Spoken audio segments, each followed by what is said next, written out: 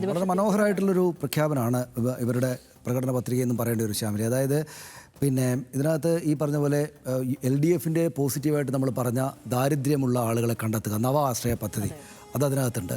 പിന്നെ ഈ പറയുന്ന ഈ പറഞ്ഞ ഏറ്റവും പ്രധാനപ്പെട്ട കാര്യം സ്ത്രീകൾക്ക് KSRTC സൗജന്യ യാത്ര എന്നത് ചെറിയ കാര്യമല്ല, അത് തീരെ ചെറിയ കാര്യമല്ല. അതായത് നമ്മളിപ്പോൾ തിരുവനന്തപുരത്തോ കൊല്ലത്തോ ഈ സാധാരണ രാവിലെ എഴുന്നേറ്റ് പുലർച്ചെ മത്സ്യത്തൊഴിലാളി മത്സ്യം വിൽക്കാനും മറ്റുമൊക്കെ പോകുന്ന സ്ത്രീകളെ കാണാം. അവരെല്ലാം ഈ വണ്ടിയിലാണ് പോകുന്നത്. അപ്പോൾ അത്തരം വണ്ടികളിൽ പണം കൊടുക്കാതെ യാത്ര ചെയ്യാം സ്ത്രീകൾക്ക് എന്നുള്ളത് അവരുടെ ജീവിതത്തെ വല്ലാത്ത തോതിൽ മെച്ചപ്പെടുത്തും. എന്ന് മാത്രമല്ല, തലശ്ശേരിയിൽ നിന്നോ കണ്ണൂരിൽ നിന്നോ കാസർഗോഡ് നിന്നോ തിരുവനന്തപുരത്തേക്ക് ഒരു ഇൻ്റർവ്യൂവിന് പോകുന്ന ഒരു പെൺകുട്ടിയെക്കുറിച്ച് ആലോചിച്ച് നോക്കുക. പഠിച്ചിട്ട് ആ കുട്ടി KSRTC വണ്ടിയിൽ കയറിയിരുന്നാൽ തിരുവനന്തപുരം വരെ ഒരു പൈസ കൊടുക്കാതെ പോകാം. അപ്പോൾ അത് വളരെ മനോഹരമായിട്ടുള്ളൊരു ഐഡിയ ആണ് അവർക്കുണ്ടായിരിക്കുന്നത്. അത് വളരെ ആ നിലക്ക് വളരെ സന്തോഷകരമായിട്ട് കാണണമെന്നാണ് എനിക്ക് തോന്നുന്നത്. പിന്നെ KSRTCക്ക് സാമ്പത്തിക ബുദ്ധിമുട്ടുണ്ടാകില്ല എന്നത് അവരെന്തെങ്കിലും കണ്ടിട്ടുണ്ടാവും. കാരണം ഒരു 40-40% വരുന്ന സ്ത്രീ ആളുകൾ യാത്രക്കാർ കൊടുക്കുന്ന പണം മുഴുവൻ ഇല്ലാതാവുമ്പോൾ അതെങ്ങനെയായിരിക്കും ഉണ്ടാവുക എന്നുള്ളത് അവരുടെ ഉള്ളിൽ ഐഡിയ ഉണ്ടാവും എന്തായാലും. പക്ഷേ അത് വളരെ നല്ല ഗംഭീരമായിട്ടുള്ളൊരു കാര്യമായിട്ട് എനിക്ക് തോന്നുന്നു.